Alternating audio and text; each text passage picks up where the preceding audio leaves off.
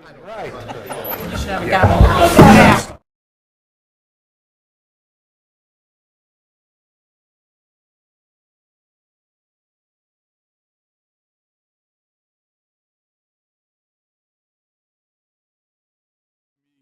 I understand there's a interesting event on this evening that some people might be motivated Allegedly. with. So want to call this meeting to order of the MPO Policy Board on March 20th, 2025. And it is 6:02 p.m. First item on the agenda is public comment. Do we have anybody here with public comment? All right, seeing none, we'll move on to the approval of the minutes. Hopefully everybody reviewed the minutes and looking for a motion. So moved. Second.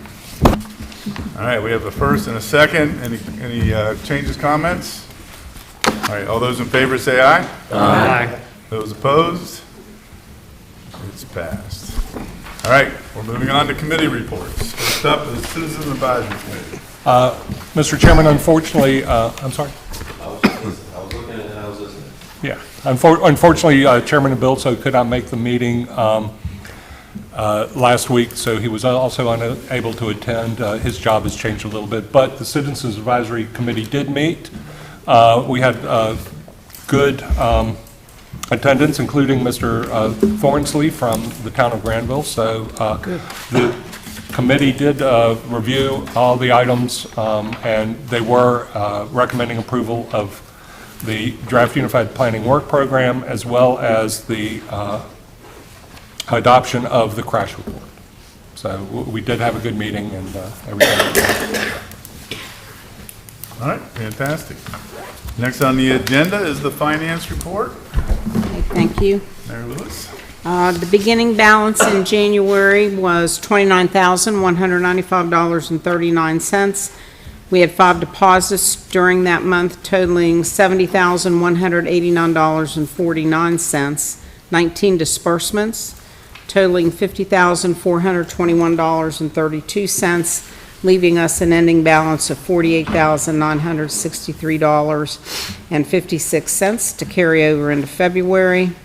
February, we had 3 deposits totaling $41,763.28, 23 disbursements totaling $71,388.62, leaving us an ending balance in February of $19,338.22.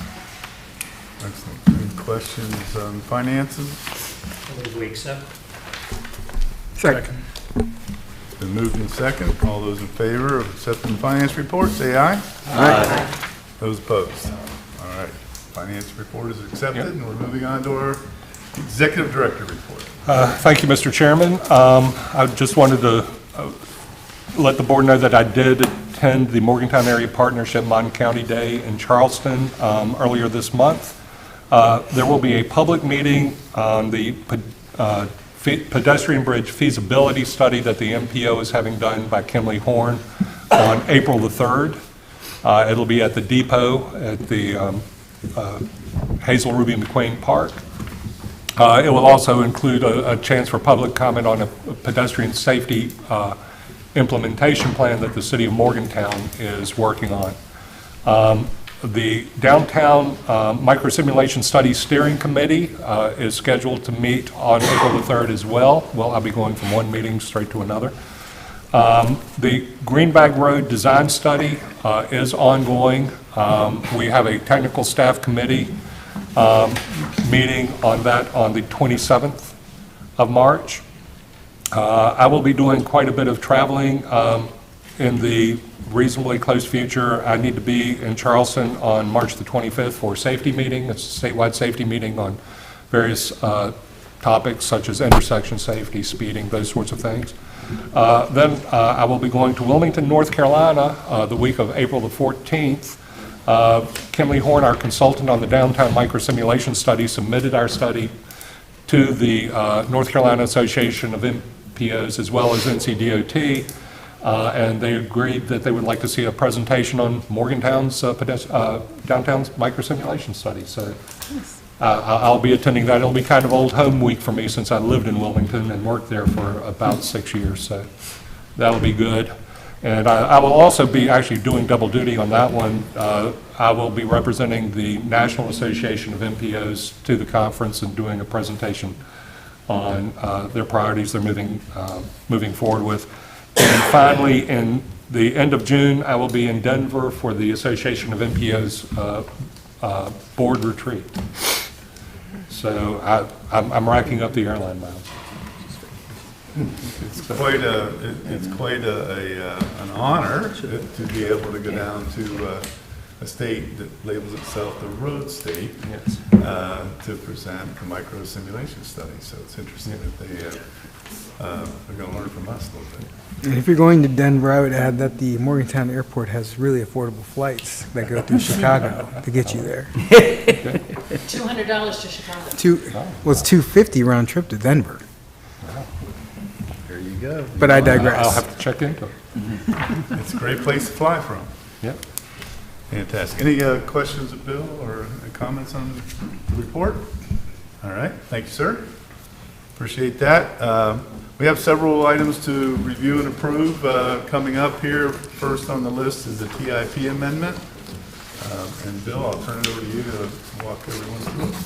Yes, Mr. Chairman.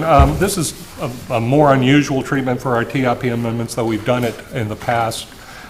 We got really an emergency request from West Virginia University to shift some funds around, and it's really shifting funds from one fiscal year to another for the PRT renovation and some of the work on the stations that they had received a federal grant for.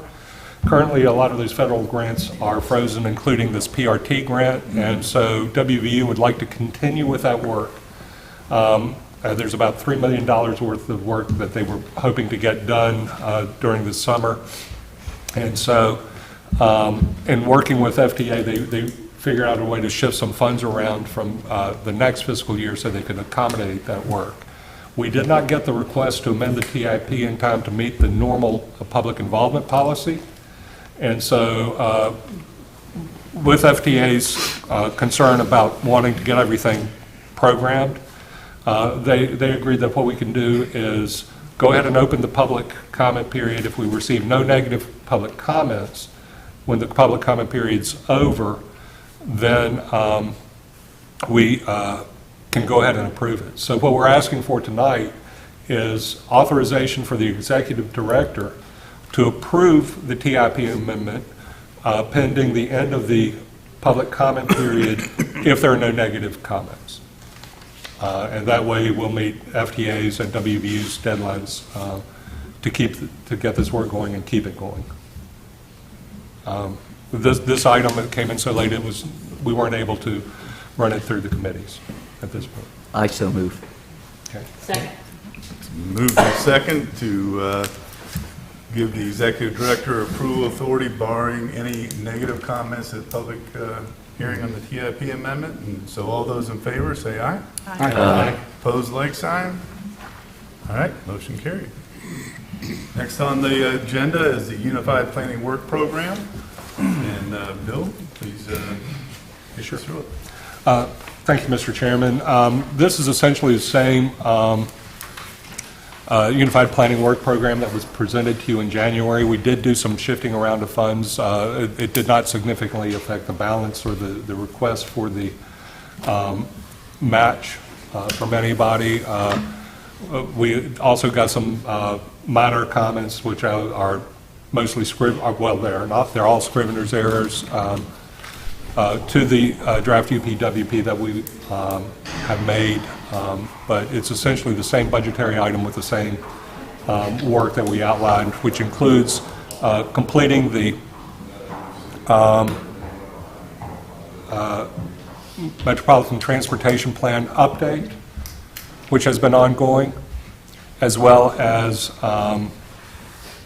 working on the Greenbelt study for the Complete Streets project that we talked about. It's $150,000, which is to be 100% federally funded. No match will be required for that study. Those are our two major work items proposed, and we also have had some discussions about some small area studies. We haven't finalized exactly what those are, but we've also budgeted about $50,000 for that purpose that we can use our on-call consultants for. So we're not changing any of our requests for local match or increasing our requests for funds from the state at this point.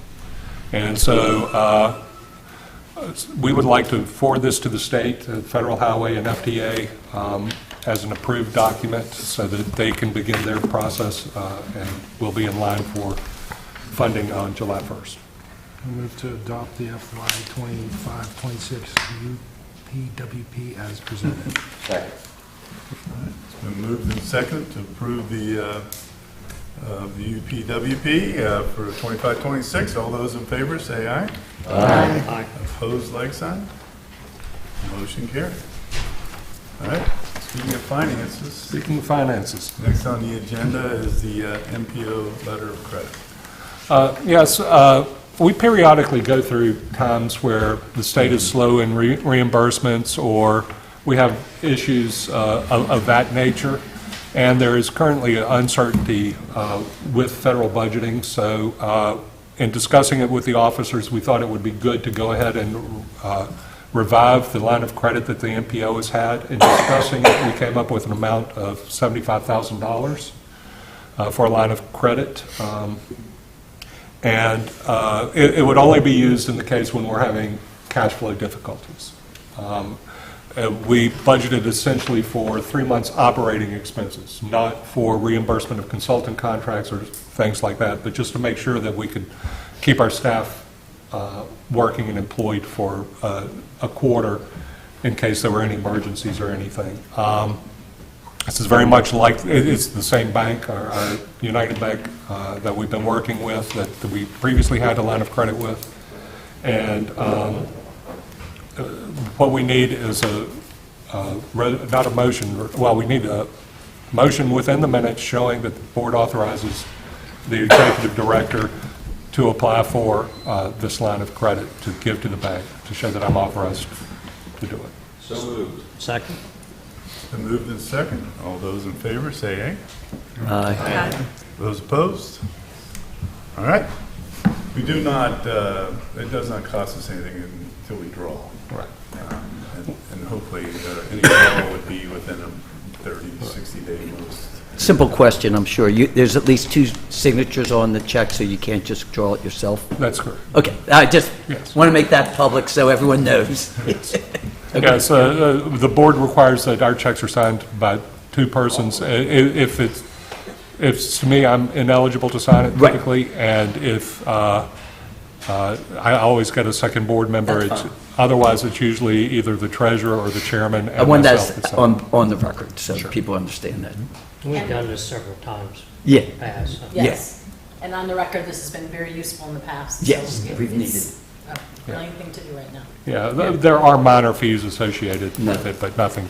okay, As a planning organization, it makes sense that we can. Yeah. yeah. So, excellent. Thank you all.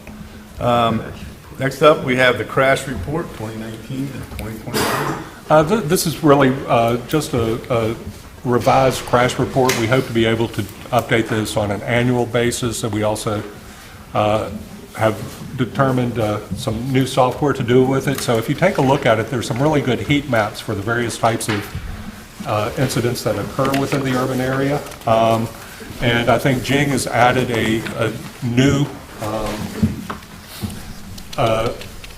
crash type, which is crashes that occurred during the night at unlit locations, which is an interesting topic. We were able to segregate that out of the data that we get from the state. This will be a key part of updating the Metropolitan Transportation Plan this year. And what we would appreciate is that the board approve the use of this document, accept the document for our use. I move that the policy board adopt the crash report as presented. Second. Been moved and second. Accept the crash report. All those in favor? Aye. Opposed? Motion carried. Next, we have the Metropolitan Transportation Plan Update Work Program. Thank you, Mr. Chairman. This is really an informational item that we wanted to present to the entire policy board as we move forward. A lot of the work has already begun, but it is a living document. We're not asking for an adoption that this will be the work program, but it is the guide that staff will go by as we look to update the Metropolitan Transportation Plan. For example, we're looking at a corridor in Brookhaven. We're looking at corridors around WVU Medicine, and that area will be including the University Avenue pedestrian safety study that is ongoing in this year's work program. In this update, we will be incorporating modeling changes that were made for the downtown microsimulation study. We've also have been in touch with the firm that's doing the work on the Harmony Grove interchange to make sure that all our models are well-tuned and working together. It's one model, not a bunch of separate models. We provided this document to all our committees for input on how things are going, and if you see something that you have a concern or question about, we certainly want the policy board to be aware of it. And also, if there are items that you would like to see included in this work, please let us know.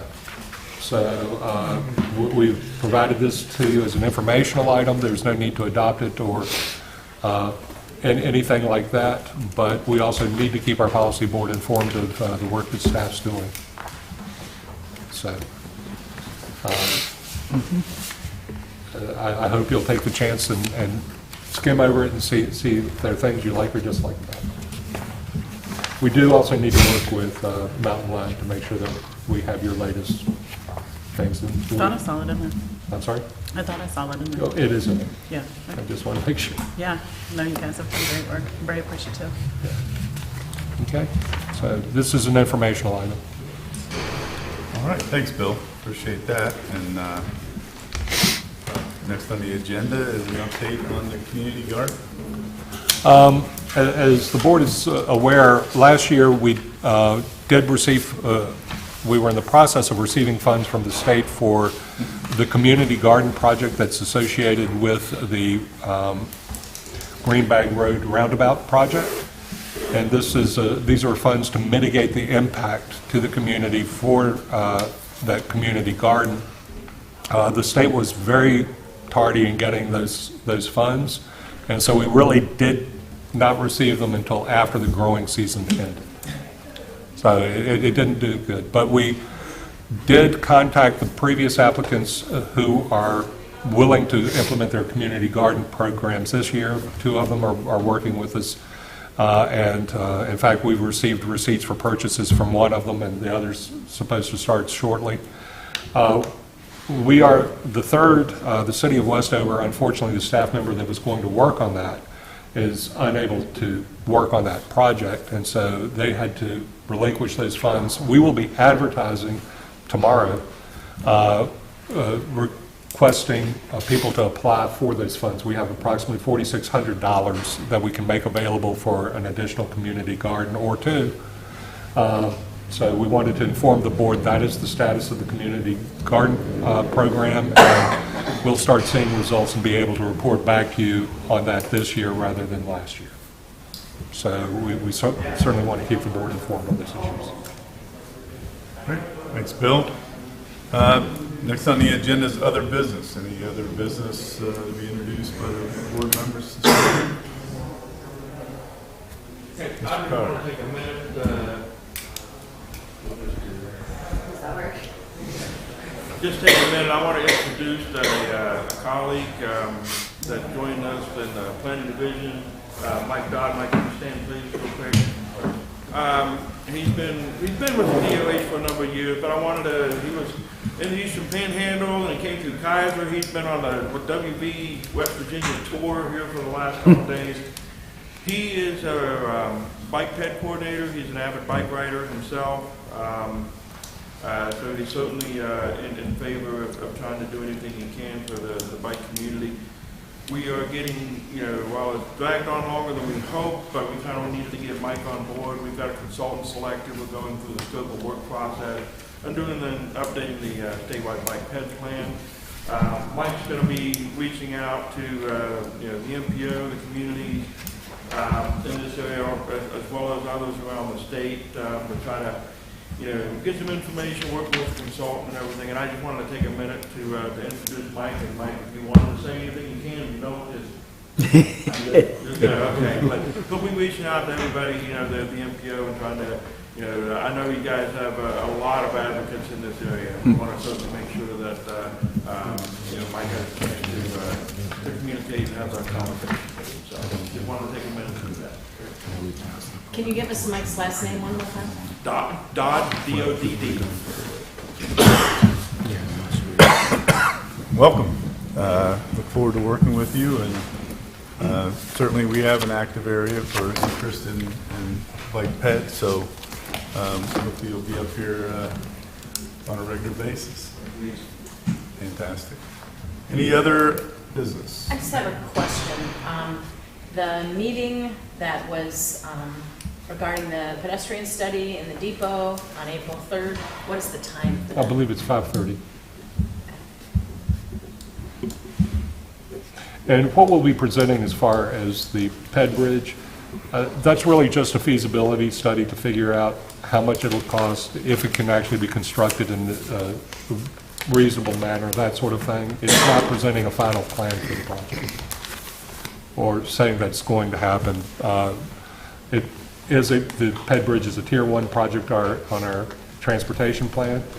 And DOH has expressed concerns about the feasibility and the cost. This is to answer those questions before we try and move forward further with it. So this is regarding the bridge to The First PED Ward?